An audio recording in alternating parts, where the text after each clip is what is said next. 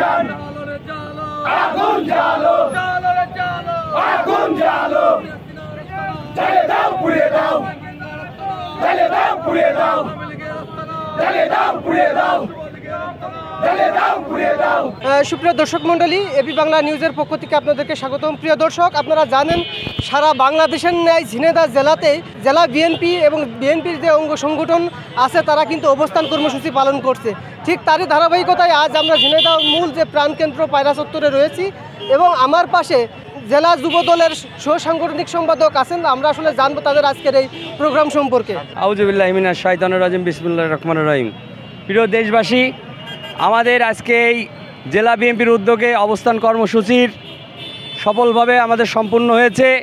এই স্বৈরাচার হাসিনা দেশ থেকে বিতাড়িত হয়ে পালিয়ে যেয়ে ইন্ডিয়ায় যে আশ্রয় নিয়েছে, এই আশ্রয় নেওয়ার পরে সে ইন্ডিয়ায় বসে ইন্ডিয়ার সরকারের সাথে একটা ষড়যন্ত্র করার চেষ্টা করছে, এই দেশে একটা বিশৃঙ্খল করার পায়তারা করছে। তারই প্রতিবাদে আমাদের জেলা বিএনপি এবং অন্য সকল সংগঠন আমরা একসাথে হয়ে তার প্রতিবাদ জানাচ্ছি এবং আমরা অবস্থান কর্মসূচি নিচ্ছি।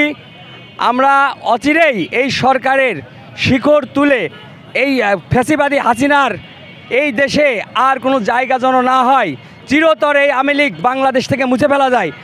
আমরা ইনশাল্লাহ সারা বাংলাদেশের যেন আপামার জনতা আছি, আমরা সব রাজপথে থাকব এবং এই ফ্যাসিবাদী হাসিনার যত ষড়যন্ত্র আছে সব কিছু আমরা মোকাবেলা করবো ইনশাল্লাহ।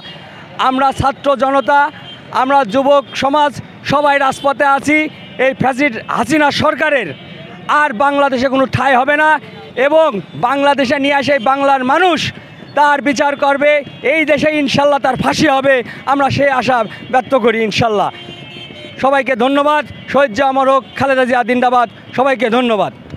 প্রিয় দর্শক, আপনারা শুনছিলেন এই যে বিএনপির যে নেতাকর্মী তারা কিন্তু অবস্থান কর্মসূচি পালন করছে এবং আগামী দিন কিন্তু সারাদিন এই ঝিনাইদহের মূল যে প্রাণকেন্দ্র পায়রা চত্বর সব বিভিন্ন জায়গায় কিন্তু বিএনপির নেতাকর্মীরা অবস্থান কর্মসূচি পালন করবে। প্রিয় দর্শক, আপনারা আমাদের সাথে থাকবেন, এবি বাংলা নিউজের সাথে থাকবেন। আমরা এই জেলার প্রতিটা বিষয় আপনাদের মাঝে তুলে ধরার চেষ্টা করব।